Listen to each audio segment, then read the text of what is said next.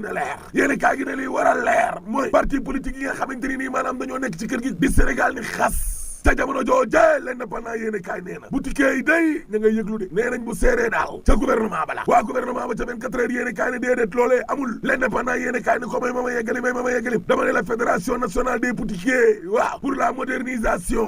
woo nañu gouvernement bi de parce que nag saaku suukar si la ñuy jaayee 29 500 boo sàgganee dana yegg 31 000 mar di tali yaa jum wala ma dama ne la diwlin bi nga xam ne kon mi ngi nekk ci diggante 21 500 ak 22 000 gi lée waaw jafe na lool pour prix yi nga xam ne moom la ñu homologué ni lée gars yi wàccoo ak moom laa la wax te gis nga nag yokk yooyee nga xam ne kon ñu ngi koy nimiku ci dund gi day boo sàgganee rek maara day taali laa la wax maara day taali gi kay le quotidien yéene kaay nee na la décompte continue publication rapport d'audit finance publique ba waaw cour des comptes day nee na ñu ñin daal suñu rythme la ñuy demee kenn duñu sorxee waay samba yéene kaay yu ma jamba jàngi ne te jamono jooje waaw waa taxawu day ci ab salle d'attente la ñu nekk mbir mi daal xam naa ne doy na waar source ana li ma leen waxoon rek xibaar ba daal neex na lool parce que Sénégal ak Cambodge day génnee nañ leen nag ci réew yi nga xam ne les moins avancés mar d'Italie waaw te jamono jooje les fa yéene kaay nee na ministre Aliou Sall day léegi nag ginnaaw presse ba ma nga ca publicité ba danañu réguler wàllum publicité ci réew mi lée la Dakar waa yéene kaay ne Lat Diop day ay mbokkam war nañ ko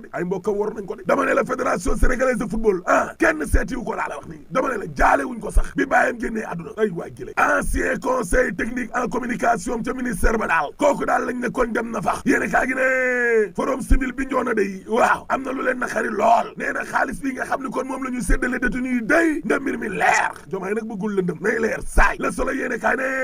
8e édition seetal suñu réew waaw armée bi day dugg na ca biir léegi lépp sotti na l'informateur yéene kaa ne déggoo leen ma de li ñu war a wax xanaa déggoo leen ko mooy diwlin bi lee ak suukar si nga xam ne kon mi ngi yokku ni lée nañ ca wax critique yéene kaa ne police ba day wax na ca ci Alaaji Modou Fall mi nga xam ne moo rey kon jaari saw la ilaha illallah suba teel yéene kaa ne dëgg na Alaaji Modou Fall mi lée waaw daal dinañ koy defeere laa la wax libération yéene kaa ne gis nga Modou moomee ñu naan ko Alaaji waaw ab njuuma la de njuuma